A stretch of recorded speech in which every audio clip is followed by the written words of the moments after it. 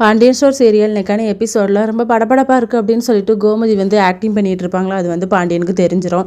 அப்போ அரசி சொல்லுவாங்க, என்னப்பா அம்மா இவ்வளோ டென்ஷன் ஆகுறாங்க, நீங்கள் வந்து எதுவுமே கண்டுக்கிடாமல் இருக்கீங்கன்னு சொல்லுவாங்க. அம்மா நடிக்கிறா, உங்கள் அம்மைக்கு வேறு வேலை என்ன அப்படின்னு சொல்லிட்டு அவர் வந்து ரொம்ப விட்டு வெளியே வந்துடுவார். அப்போ அரசி சரவணன் 2 பேருமே சொல்லுவாங்க, அம்மா இனிமேல் இதை பண்ணாதீங்கம்மா அப்படின்னு சொல்லிட்டு. எதுக்குடி அவர் என்கிட்ட பேச மாட்டேக்காருல, அதுக்கு தான் இப்படிலாம் பண்ண வேண்டியது இருக்குது அப்படின்னு சொல்லிட்டு தூங்கிறாங்க.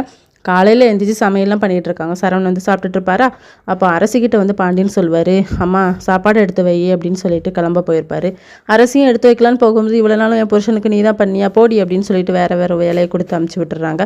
பாண்டியன் வந்து சாப்பாடு ரெடியா அப்படின்னு சொல்லி அரசியை கூப்பிடும்போது, அவளுக்கு ஒரு வேலை இருக்குது, நான் உங்களுக்கு பரிமாறுறேன் அப்படின்னு சொல்லி பரிமாற போகிறாங்க. ஆனால் பாண்டியன் வந்து எனக்கு சாப்பாடு வேண்டாம் ஒன்றும் வேண்டாம்னு சொல்லிட்டு கோவத்தில் வந்து கிளம்பிடுறாரு. அரசி வந்து கேட்கும்போது, அப்பா என் கையால் சாப்பிட்ருப்பாரு, இப்போ சாப்பிடாம போயிட்டார் பாவம்ல அப்படின்னு சொல்லிட்டு சரவணன் வந்து அவங்க அம்மா கிட்ட சொல்லுவாங்க, அம்மா அப்பாவை கொஞ்சம் ஃப்ரீயாக விடுமா, கொஞ்ச நாள் கழித்து பார்த்துக்கலாம் அப்படின்னு சொல்லி.